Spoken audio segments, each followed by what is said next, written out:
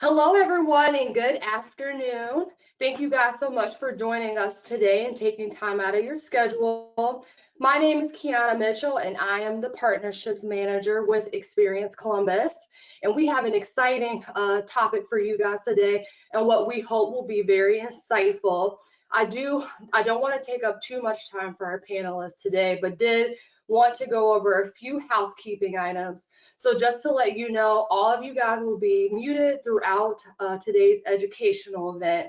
There is a Q&A box in that little screen to the right of you, so you can put all of your questions for our panelists today in that box, and our staff will be monitoring that for you to make sure that your questions get answered.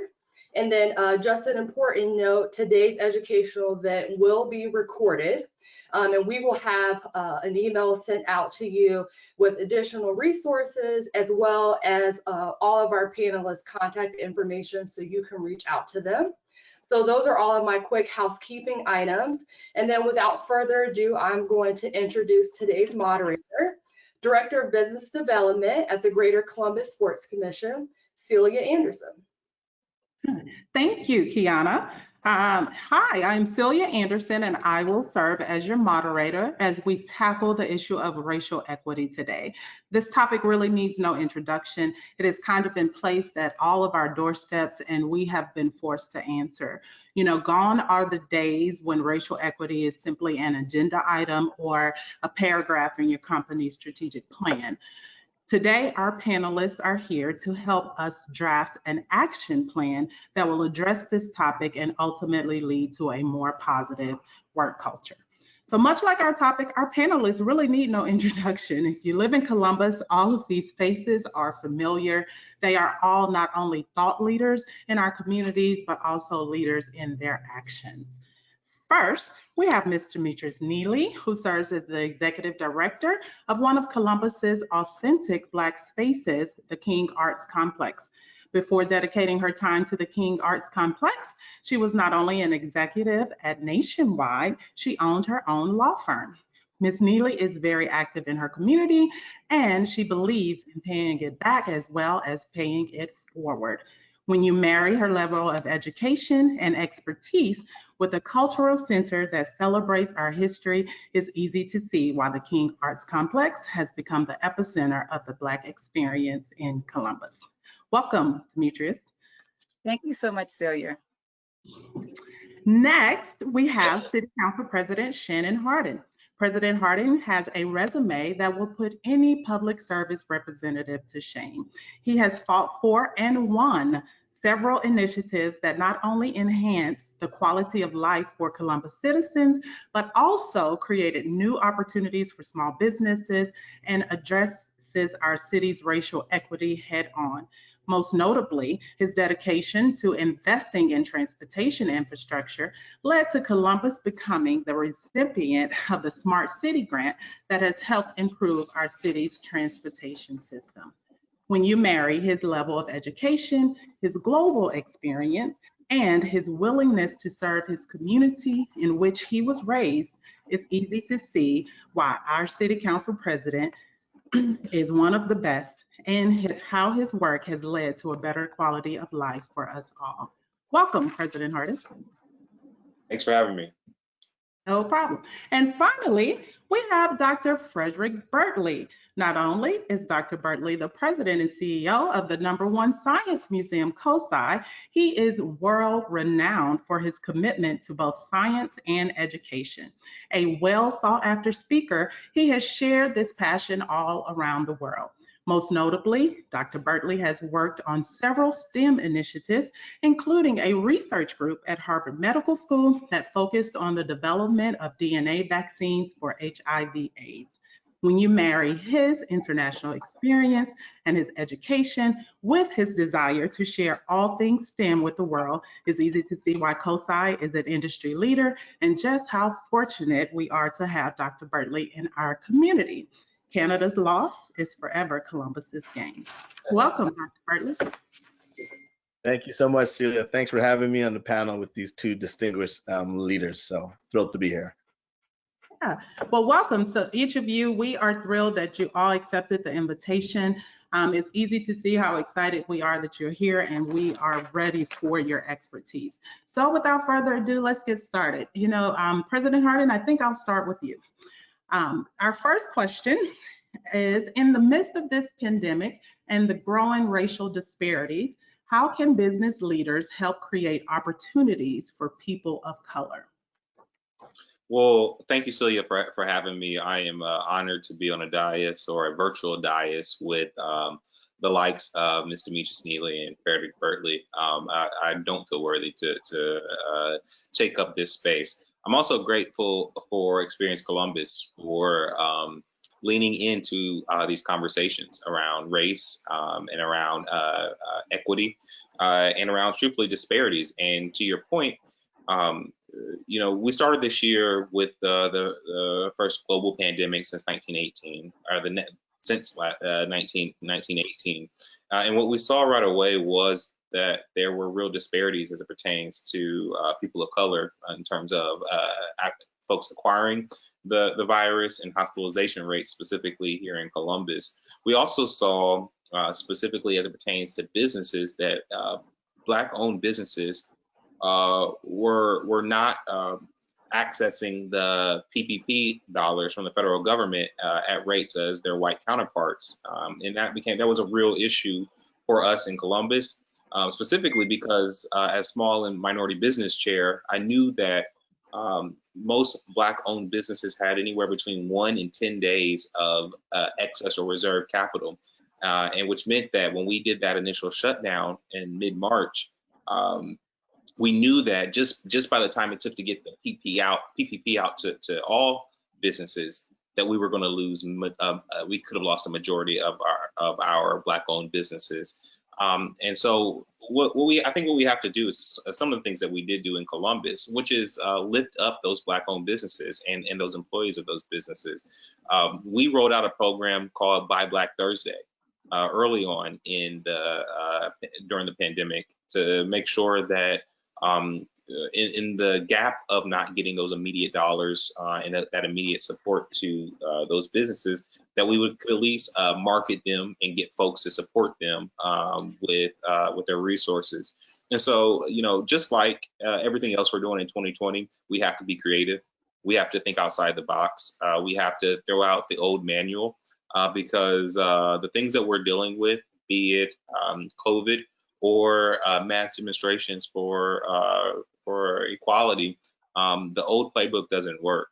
And so what I've really encouraged my staff, my colleagues to do is to get comfortable with the uncertainty of decision making, because this is a year where we're going to have to be a little bit more nimble and figure out, and part of it is highlighting the issue so that we can really focus our solutions to that point.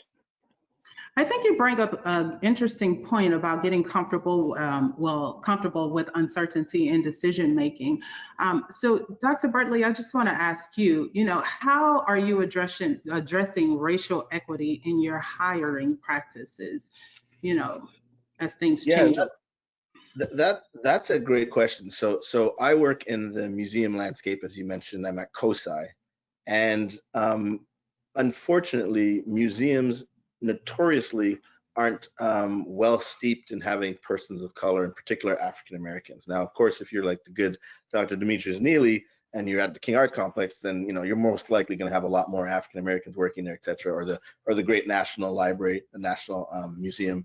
African American Museum in DC, of course, they have a lot of African American employees. But outside of that, the typical art museum, the typical science museum especially, you just don't have a lot. Now, interestingly enough, at the executive level, we have a total of 6 vice presidents / senior vice presidents, and collectively with me, 50% of us are African American, and 50% of us are female, and we have a member from the LGBT community as well. So we're very, very diverse at the highest level of COSI.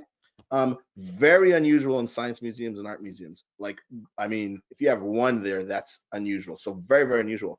But where COSI mimics the rest of the typical museum space is below that level, there are very few African Americans, and there's lots of reasons for that. Reason number one and to your question, is we collectively have to change our recruiting processes. If, as Council President Shannon Hardin said, we can't use the same old tools or old script. You have to change how you hire. If you go to the typical places where typical museums go to hire people, they're not going to be Black and brown folks in those spaces. So you have to have intentionality and use social media that specifically, Black and brown folks are on. You need to use published media. Tell whatever networks, whatever modalities, make sure you're pushing out these open positions, and then be intentional about recruiting, not just to fill an affirmative action spot, just pick somebody because they're Black. You got to find the people who are qualified, but you have to be intentional about it.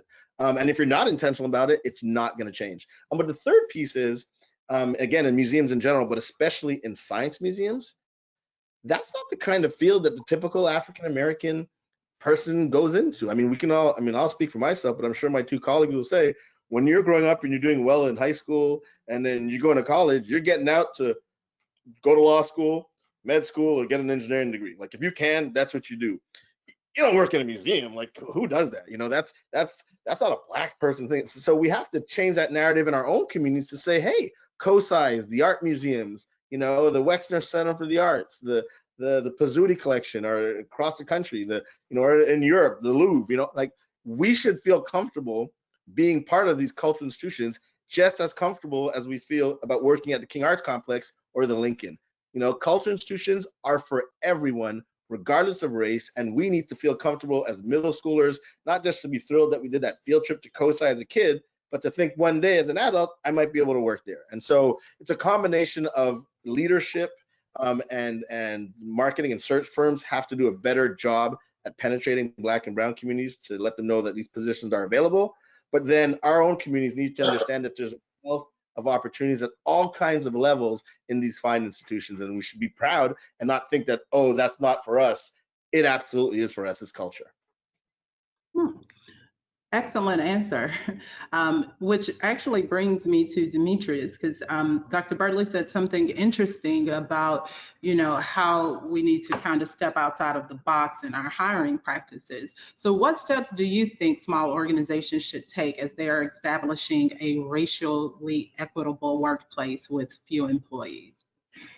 So I have a couple of thoughts, but I want to say again, I am excited to be with these distinguished gentlemen, both of whom are friends and are doing tremendous things in our community, tremendous leaders. Dr. Birtley is modest, and he didn't say this, but he has something called Blacks in Science Day. And that's how he's helping young people. Lots of school kids come. I've been to it. I love it. And that's how he's helping young people get acclimated to the science industry as something that they should look forward to and think about majoring in college. So he's doing a tremendous job to get our kids and our young people interested in science. But to answer your question directly, I think a lot of things about that. I think one is there's this idea that people should mentor people to help them get ahead. And I think that's an almost archaic idea. I think mentoring is fine. You help people, you talk to them, take them to lunch, talk about their dog, their family. But I think the real difference and the real action comes is when you're sponsoring someone. Find a young person in the community, in your organization, Black, brown, white, Latina, gay, straight, and say, I'm interested in the trajectory of your career, and become a sponsor. A sponsor does more than mentoring. A sponsor helps you be responsible for your career, helps you get to the next level, introduces you to the right places. And that sponsor should be someone who is connected, who is well respected in your organization, who is making differences, who can make things happen. So that's one thing I think that we ought to be very actively involved with, is finding people who are willing to sponsor young Black and brown aspiring people to higher ranking positions. And the other thing I think is we have to be very intentional, as has been said before, about adding to the C-suite.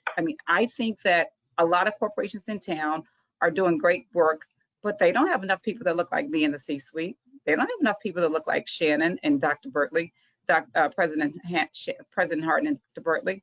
They need to be intentional. Take risk. Go look for it. Here's how I think about it. If you are making a meal and you're making spaghetti and meatballs, And let's say you have the pasta, you have the meat sauce, you have the sauce rather, you have your basils and your bay leaves, your garlic, whatever you're putting in it, but you don't have meatballs. You'll have an okay dinner. You can serve spaghetti and meat sauce with the ingredients, but you missed the main ingredient. You don't have the meatballs for your spaghetti and meatballs. So that's what I think about this. I don't like the term diversity and inclusion. Again, I think those are old terms. Inclusion sounds elitist to me. We're great and come and join us. I think you need all the ingredients. I think they're main ingredients. They're not to be included. If you have spaghetti and meatballs, you're not including the meatballs. The meatballs are the main ingredient. So we're part of the main ingredient. This is how you deliver on your brand promise. This is how you increase your capacity. This is how you increase your value. This is how you increase your capabilities. So that's what I think corporations need to begin to look at. You know, the King Arts Complex is not it's not 100% African American and never has been. Our staff is only about 8 people, and two of those people are white. So we've always been diverse. We've had Latinas, white, gay, straight, old, young professionals. Every ethnicity has worked and continues to work at the King Arts Complex. We have never been a 100% Black organization where most people might think everybody works as Black. That's not true. And it wasn't that we had a problem.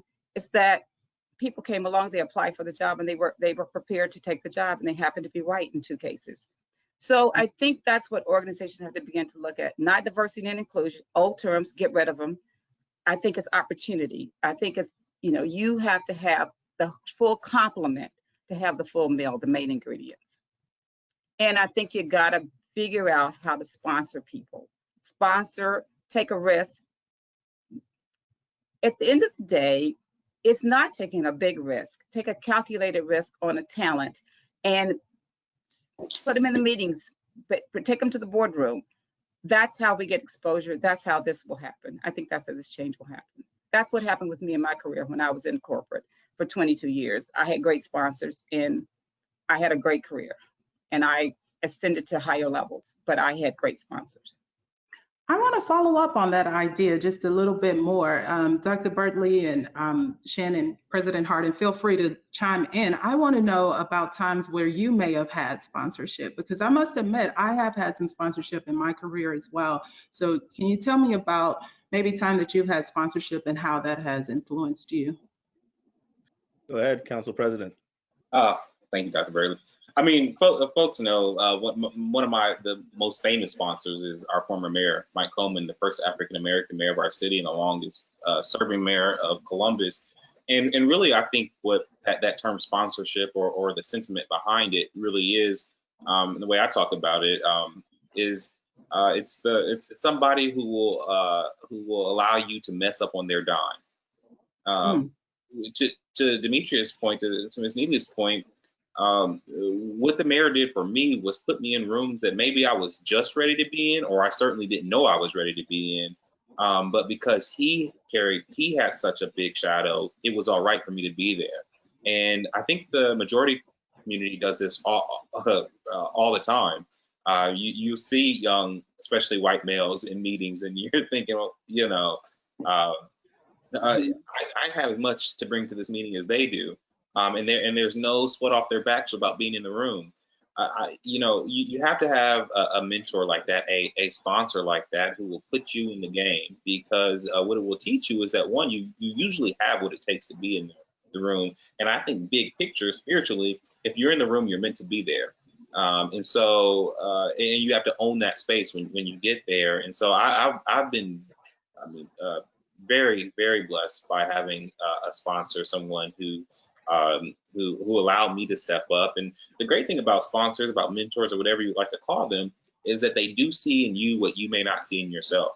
And then do all that they can to open all those doors for you so that you can walk in them. We all want to give back, and we all want to see, we all know that we're not going to be in these positions forever.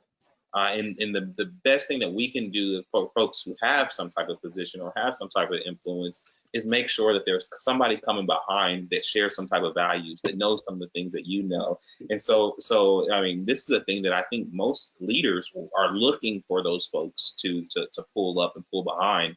And certainly, I lean into that, just because I'm a beneficiary of many people doing that for me. Sure. Okay. Anything to add, Dr. Bartley? Sure. So full disclosure, I'm born and raised in Canada, and if you're born and raised in Canada from West Indian parents, if you're Black in Canada, you're either gonna, at the time I was, aspiring to be Michael Jordan, or at the time Notorious B.I.G., or today you're gonna be the next Drake, right? You're not gonna be a scientist. It's not part of your vocabulary as an African Canadian, African American, and so. But I was blessed. I had two parents, incredible parents. They had 11 university degrees between the two, 7 on my father's side, including MDs, PhDs, 4 on my mother's side, including MBAs. So I grew up in a household where my mentors and sponsors were right in the house. And they were like, you can do anything you want. So not having a great jump shot, a decent crossover, but not a great jump shot, not being able to rap like Biggie or Drake, I chose science. But what's interesting about the sponsorship piece is, and I would have loved to have had an African American or African Canadian sponsor for science. Growing up, I didn't see them. I mean, I knew them from a historical standpoint. Every Black History Month, I could name them, but I didn't have anybody in my neighborhood or in my city that was an African American scientist. But the cool thing about sponsorship, and this is so important for your listenership or viewership right now, is you don't have to necessarily have a Black sponsor. You need to have somebody out there, usually an adult, that can mentor you, sponsor you, and as Demetrius Neely said, take that risk. And as President Council Shannon Hardin said, support you in taking that risk. And that's so important, because a lot of times we, I might have been looking for a sponsor, but I got to where I got to because numerous white men and white women saw potential in this young Black Canadian kid that liked science and math, and they shepherded me through the process and ultimately got me to the US. So sponsorship is key. People need to believe in you, and it's not a matter of your color, your skin. It's a matter about your intentionality and interest in helping. And back to, again, Demetrius Neely's point, that's why I created the Color Science and the Blacks in Science program, which we have at COSI, because we can now mentor young kids by exposing them to the scientists that actually do exist in our community, elevate them so they can be role models and sponsors themselves. What is the age limit for that program? Right. We talk about from the womb to the tomb, because not only is it about inspiring kids, but it's also making sure our adults, Black and white, know that the person who came up with the cell phone is an African American dude, right? That we have Black astronauts, that we have one of the top physicians in Ohio State is an African American. I mean, so it's not just for kids, it's for people of all ages. We have different parts of the program. Some are for mentoring kids, but some are for adults to showcase the great men and women. And it's not just African Americans, but people of color, diverse individuals, how amazing they are in the scientific space. Great. So you guys have given us our first action step, which is sponsorship, which is something that all companies can do and every person of any color can do. So sponsorship. So let's just move into maybe a chat a little bit about community programming. And Dr. Bartley or Demetrius, either one of you can take this, it's totally up to you. But how do we authentically get diverse input from the community for programming? Because oftentimes, we sit in our boardrooms and we come up with this great programming, but it's often a product of, just those at that table. So I would love to take it, if you don't mind, Dr. Bartley, because this is this is great timing for all the arts right now. The King Arts Complex has convened something called the Heart of Protest, which is a 46-day arts protest around it is named after the 46 years of Mr. George Floyd's life. And it is a 46-day arts protest. As I said, all the arts organizations in town are partners with it, have collaborated with it. We have an amazing host committee, 52 members, affluent, influential members of our community are on the host committee. And we have an amazing group of sponsors so far, and we're fundraising for it. And it's a great, it has great energy, and it's a grand program. We have intentionally, we designed it, but we stepped out of the way. We intentionally went after young professional artists. So they are designing it. We were the visionaries behind it, and we've convened it, and we are doing some oversight, but not a lot. We're not micromanaging it. The young professionals are designing it and executing it, and it is incredible, the work that they're doing. And so I think that's what we have to do. We have these great ideas, to your point, in the boardroom. That's where we came up with this, in our virtual living room boardrooms.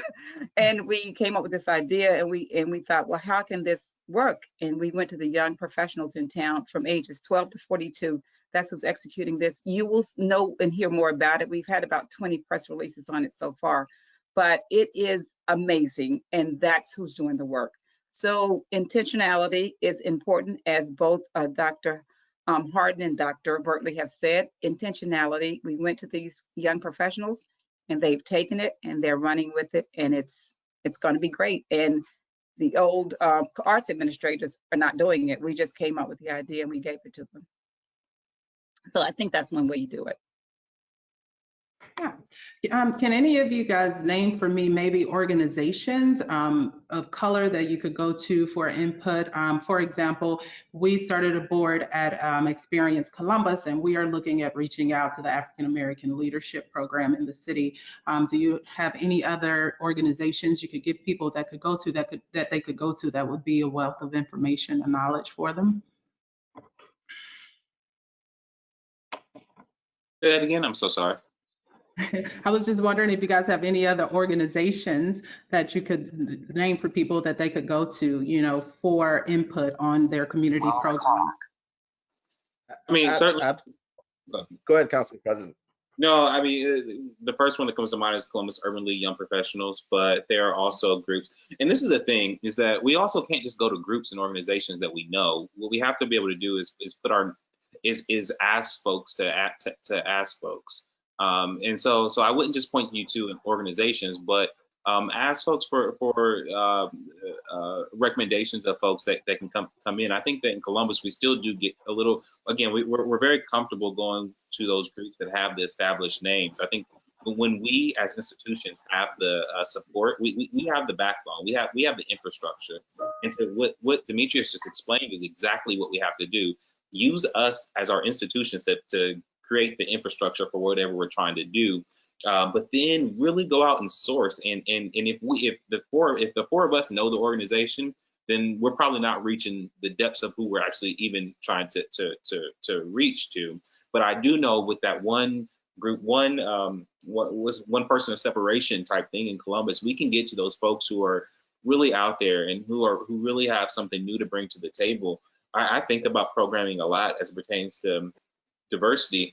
And I know pre-COVID, I mean, African Americans make up 28% of our population. You add more diversity on top of that with the Latino population, and we're well over 30%. I can tell you for sure that our programming has not been 30-some% focused on diversity in Columbus. So I think that shows the gap of where we can go, and the only way that we can get there though is by bringing in folks that are new to the system, but using our structures that we have to be able to pull off or put on whatever programming we're trying to do. Mm-hmm. Yeah, and I would just like to add to Council President Shannon Harden's point about yes, there's a microcosm of organizations we can list off, but the other really cool thing, and I like how you frame this, Demetrius, this idea of don't use so much the diversity and inclusion kind of as a title from those words, but every corporation or almost every major corporation or company or even, they have these robust diversity and inclusion departments, and they're starving for programmatic stuff, and they love when people have great ideas. So yes, there's the community organizations you can go to, but you can go to AEP and speak to their D&I group. You can talk to Demetrius about Nationwide, go to their diversity inclusion group. You can go down to Huntington, their diversity inclusion. These are groups of folks that have power, have access to capital, access to money, and you got great ideas about how to push stuff out that's going to impact your community, in this case, the African American community. They're going to listen. They're going to want to hear what we have to say. And then the second point, I'll say, what does COSI specifically do around how do we outreach? Every exhibit we have, depending on the content, we have cultural curated pieces where we actually invite people in. So right now, even though we're #1 science museum in the nation that's closed, when we do open, we have this fabulous exhibition from the American Museum of Natural History out of New York City called Cuba.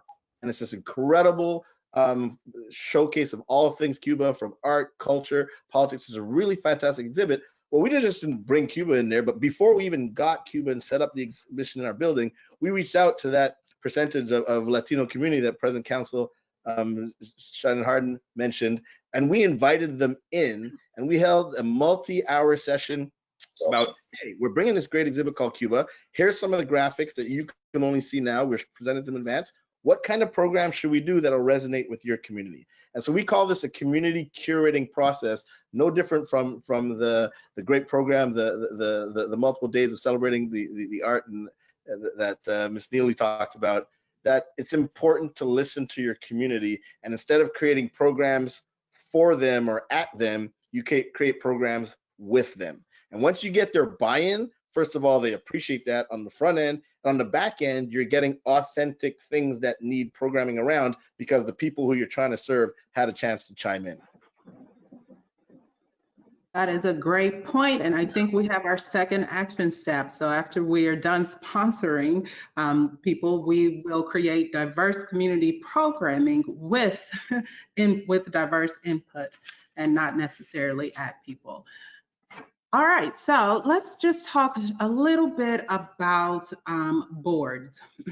You know, when you look at, you know, a lot of the governing bodies or the boards of organizations, they are not necessarily diverse. So how do you move your business toward racial equity when your organization and board is made up of primarily white leaders? I got to jump in first. So for all disclosure, we're working on diversity on COSI's board. It is not great. It's pretty good from it's actually 50-50 from a gender standpoint, but definitely from a Black and brown support, we're lacking. We're working on that. So true disclosure. Having said that, I want to give a shout out to Experience Columbus because board leadership is so critical. What Experience Columbus done, they've empowered, as you all know, Dan Williams, who's an excellent senior vice president there at Experience Columbus, to launch himself as a leader, not just locally, but nationally for these kind of visitor bureaus to get more Black and brown folks. So even in the fact that the board is not super diverse, but they do support the diversity, the diverse interests and initiatives of an organization, that's great. Secondly, walk the talk. I'll give you an example. So the former CEO and chairman of Reddit, Yohanan, he's actually the husband of Serena Williams. So the famous tennis player, we all know her, Serena Williams. Her husband's a white gentleman by the name of Ohanian. Great guy, founder and CEO of Reddit. He actually gave up not just his board position, but he was chair of his board of a multi-million-dollar powerhouse company when all this stuff happened with the race protests and whatnot. He said, you know what? I'm not only giving up my seat, I'm giving up my chairman's seat. And he gave an African-American that seat. Now, he didn't just grab Frederick Burley or someone off the street. He found an amazing African-American who's an excellent IT individual who's got that tech space. And that person is now the chairman of a company that he built. And that's walking the talk. We all talk about it. Oh, we should be more diverse on the board. Bring some people in and put them on the darn board. Let's just do it. It's not complicated. A lot of people love to serve. And I think that's such a primo example. You got to understand, this is his baby. He's got multi-millions of dollars at stake. And he said, you know what? I'm gonna by example say I want an African American to chair this great company, and those kind of acts are critical. And for those folks who are looking for those qualified folks, we have a program in Columbus called the African American Leadership Academy that Donna James and Mo Wright run that literally are training African American professionals, you know, on all the things that entails being on a board. And so there is literally a place to go where there are hundreds of graduates of competent, qualified Black professionals who are willing and ready to serve their community and serve the interest of the varied organizations that make up Columbus. Great. So if you don't mind, I would like to, we have a question from the audience that I think kind of pertains to this topic. And someone wants to know, how do we position our communities or our workplaces as welcoming environments? Because I think the concern here is that maybe sometimes they don't ask people to be on boards because they're not for sure if the environment is conducive for them. Ms. Neely? Yeah, I mean, I think there's a lot to that. and a lot of it is what happens in these companies and these organizations is there are a lot of unwritten rules. There are a lot of cultural things that need to change. There are a lot of people who have been they may take action or say certain things and people look the other way because of their clout in the organization, their level. I think we've got to begin to get inside the culture of these organizations and find out from people, have conversations. And I don't always want to lay my pain on the mercy of the court, but I think we have to find out what's going on and what keeps people from participating and what makes them hesitant. And oftentimes it's the culture of the organization, and that's why it's not welcoming. I was on a call recently regarding an arts organization that was looking to bring on someone, and one of the artists said, no one of color or very few people of color will participate because they know they won't get the roles and they know they're not welcomed. And so I thought, well, here's a great opportunity for the leadership of that organization to dig deeper and say, what's going on? Why are we not welcoming you? Why are we missing the talent? Why are you one of few people that will apply for roles in this organization? So I think the only way you're going to get at it is dig deep into the culture. It's a culture thing, and organizations have cultures that are not welcoming. They're implicit bias. They're leaders that actually are causing the organization to be in that place. And there's the leader sets the tone. If that's going on at the leadership level, everyone's following it. Everyone thinks it's okay to laugh at off-color jokes. Everyone thinks it's okay and those things still happen today. Those are not 60s, 70s stuff. Those things are still going on. So if a leader or an organizational or executive team is serious about why their organization is not welcoming, you need to look at your culture. You need to look at yourself. You need to look at what happens there and maybe speak with people who feel like it's not welcoming and what's happening, what's going on. And you got to change it. Otherwise, if you're not going to be making, if we're not looking at, I heard President Hardin say radical transformation, then why are we talking about this? This is, we've got to make some real changes, some real differences, or in a year, in 2 years, in 3 years, we'll be saying, yeah, remember those protests that happened in 2020? It was a year of pandemics all over the place. And yeah, remember that? Yeah, that was an interesting year. We cannot do that. I hope we won't do that. Let me say that. To Ms. Neely's point, I mean, this is a historic moment. I think it's akin to the late 60s and the civil rights moment, and we only get these moments every so often. And so we have to live up to the dignity of the time, and as a generation, as a community, as organizations, as Black folks, as white folks, regardless of where you come from, really step up and really lean into the radical transformation that we're talking about. And specific to a business or an organization, I really don't believe that question can be answered externally. That's an internal issue, and an internal solutions will have to come internally. So many business leaders called in the last 6 weeks to ask me, Shannon, what can we do to make our business more diverse? And the truth is, I mean, I'm born and raised in the public service and on the public side in government.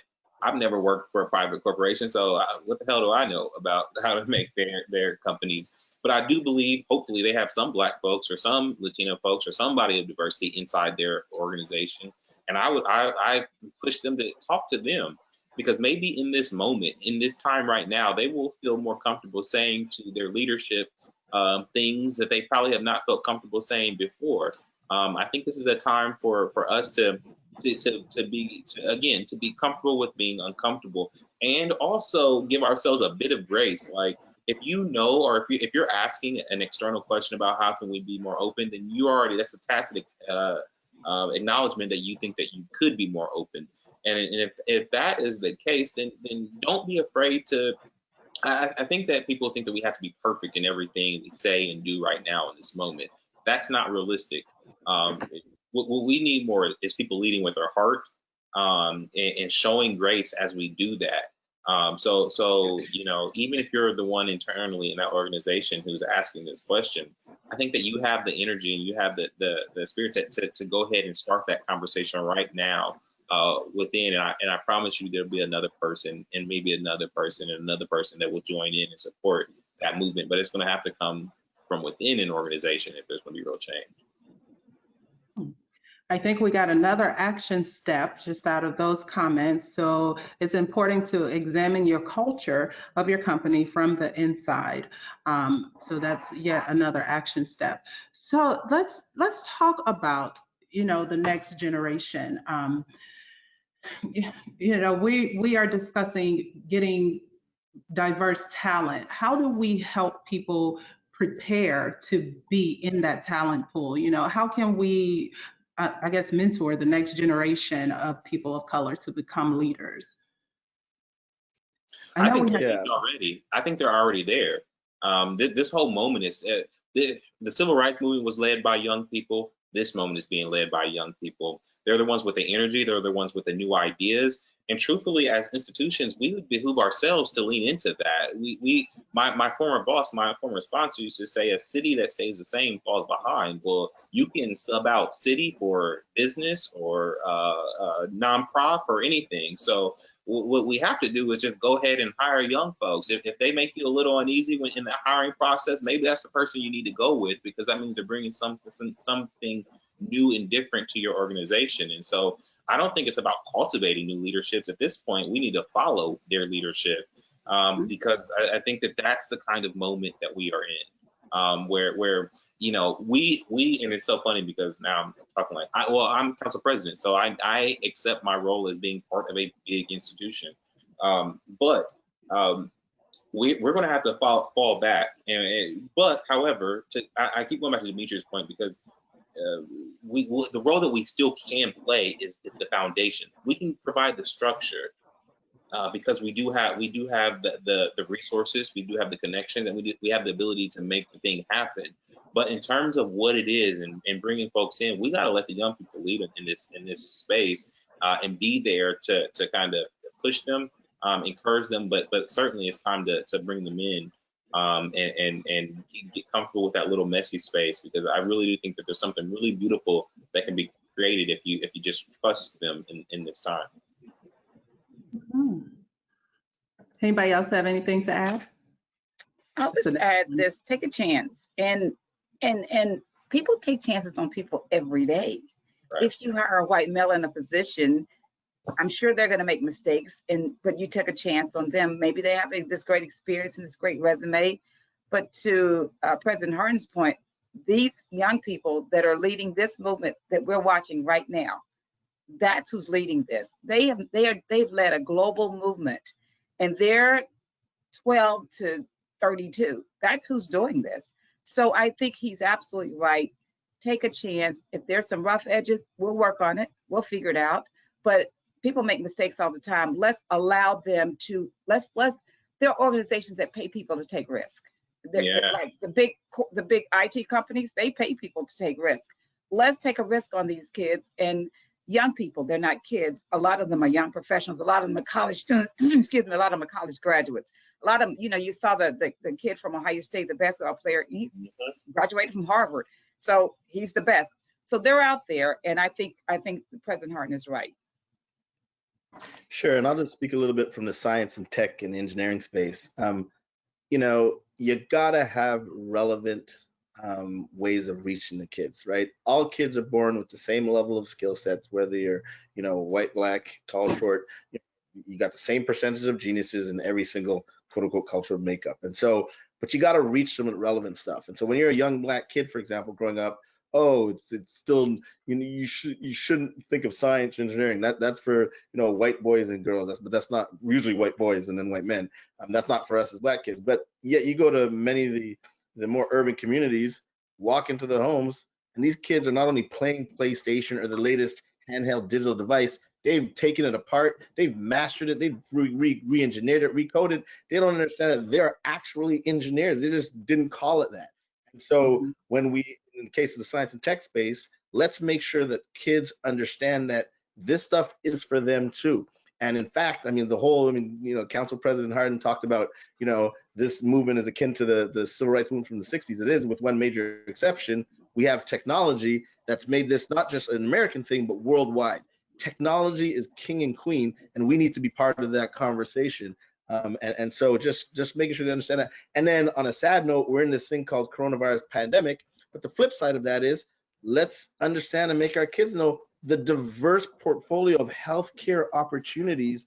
I mean, it's an amazing time. Again, as President Hardin said, seize the moment, right? Like, okay, we got this pandemic, but look at the wealth of healthcare opportunities, jobs that are available. It's not just a nurse and a doctor, but there are hundreds of different jobs that you can get even just by going to community college and get a technical degree. So just make sure people today, especially the younger folks, understand that these things are real and are available. It's not like you're in 1960s and someone told you to be a physicist. No, there are real jobs that you can get right now that ultimately can lead to great financial windfalls that can take care of your whole family. So. All right, so it sounds like we got another action step, which is to tap into younger talent, to don't just assume that you have to mentor, you have to bring someone along, that there is lots of younger talent out there that could be very useful to you. So take a chance on those people. That's a great point. So as we wrap up, what do you guys think? Like, what is your vision for the city in regards to racial equity? And just to take it one step further, how do we know when we're there? How does that, how do we know? What does it look like? So I'd like to take that, and I don't know the answer to the question, how do we know when we're there? I can tell you how I think I'll feel better and my community will feel better and how we know we're making progress. One of them is to talk about, is to respond to what you said earlier about boards and about leadership positions. When people who are in leadership positions that are Black and brown, Latina, Asian, gay, straight, there's a lot of people who make up the ingredient, make up the whole meal, and they're on boards and they're in the C-suite and they're at the top of nonprofits and they're making a difference, and we're getting those voices. Because right now, the reason our brand promise and our organization suffer because we don't have all the voices around the table. We don't have all the ingredients in the meal. I think that's one thing. Another thing I think that is when there is a time when in Columbus, as a parent, I don't have to have a talk with my kid. I don't have to have the talk with my son. I don't have to have the talk. And if anyone in this webinar doesn't know what that means, that is, if you're Black and brown, you have to have a talk before your kids get in the car. Well, today you have to have a talk before they even walk out the door to breathe, because you can get killed if you breathe.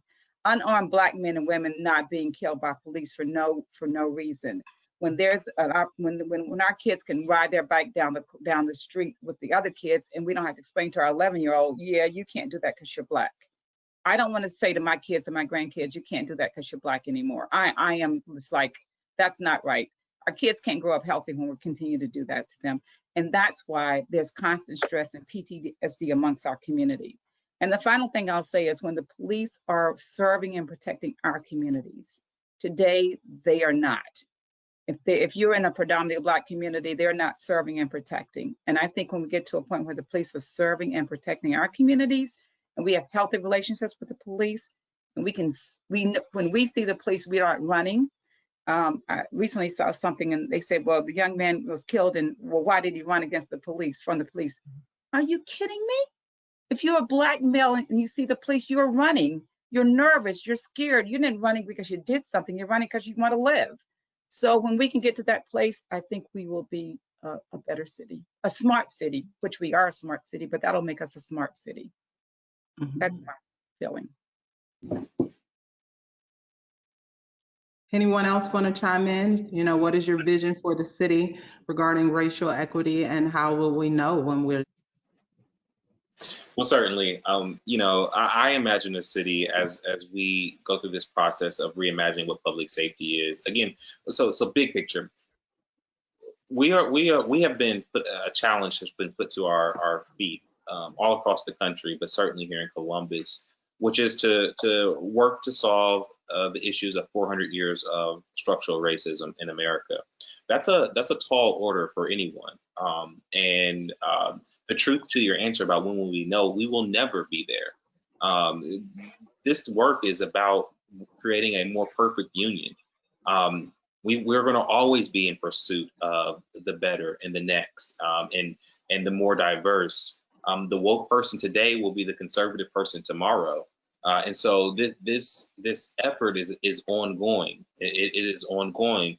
But as it pertains to policing in Columbus and public safety, I mean, I imagine a city where if my neighbor who's 85 who has dementia is in a dispute with somebody in her family, that we don't necessarily need to call the police with a gun to come out to rectify that issue, but a mental health specialist, someone who is trained specifically in that space. I mean, I imagine a city where the police force looks like and reflects the community in which they serve.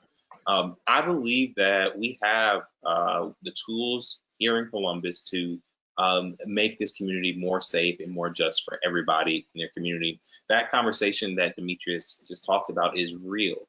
It is real for African Americans.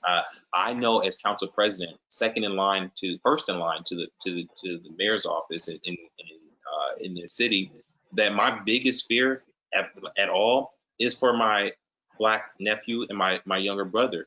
And the truth is, for folks who may have saw, I think that even I forgot that my title didn't exclude me from other Black males, and I was quickly reminded when I was pepper sprayed by the police force that works for me, that this Black skin in itself is enough for folks to act differently, and that a title, no matter how much money you make, none of these things separate you from that. And that's work that is all of our work. That is all of our responsibility to acknowledge that that's what we're up against, and commit ourselves for the long haul.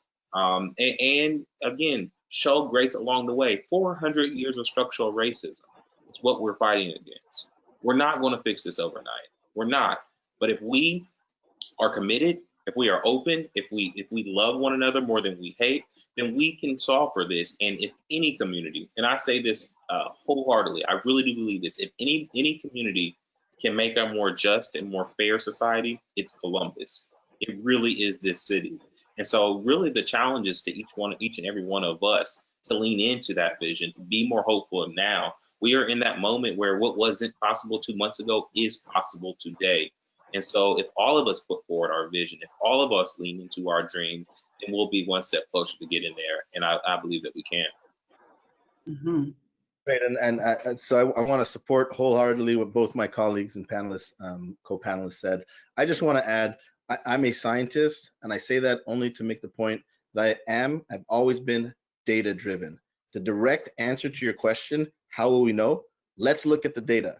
And I want to really support what Ms. Neely said about, we can't be here next June. Oh, you remember those days? There needs to be stickiness, but we'll know by the data. What am I talking about? When the infant mortality gap disappears, when the healthcare disparity gaps disappear, when there's no difference between the arrest rate of a Black man or Black woman versus a non-Black person, when the incarceration rates of people of color are the same as white people, when there's no educational gap, when there's no math literacy issue, when the reading level is not different, when the earning and wages aren't different, when home ownership is on par with Black folks and white folks, and finally, when we stop getting pepper sprayed, when they stop spraying Shannon Hardin, Congresswoman Beatty, and Kevin Boyce, we will know we made it.